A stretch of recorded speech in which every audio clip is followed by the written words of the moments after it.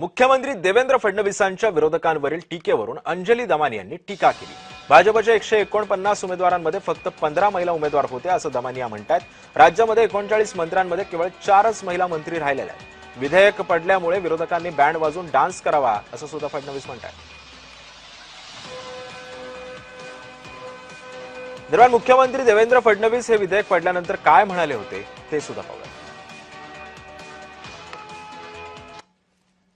मैं तो कहना चाहता हूं कि सारे विरोधी बैंड बजाकर डांस करें, राहुल जी भी उनके साथ डांस करें कि किस प्रकार से महिलाओं का अधिकार हमने छीन लिया, किस प्रकार से भारत को फिर एक बार पुरुष प्रधान संस्कृति की ओर हम लेकर गए। इसके लिए उन्होंने बहुत ज्यादा बैंड बजाकर डांस करना चाहिए। दरम्यान आता या फडणवीसांच्या वक्तव्यावरती सामाजिक कार्यकर्ते अंजली दमानी या नेमकं काय ट्विट करत म्हणाल्यात पाहूयात। अंजली दमानी असं म्हणतात की विरोधी पक्ष बँड वाजवून डान्स करावा हे उद्गार महाराष्ट्राचे मुख्यमंत्री देवेंद्र फडणवीसांनी काढले।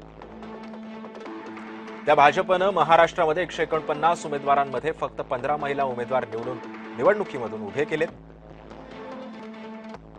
ते असे डायलॉग मारतायत, वा। महाराष्ट्रात 39 मंत्र्यांमध्ये केवळ 4 महिला मंत्री आहेत।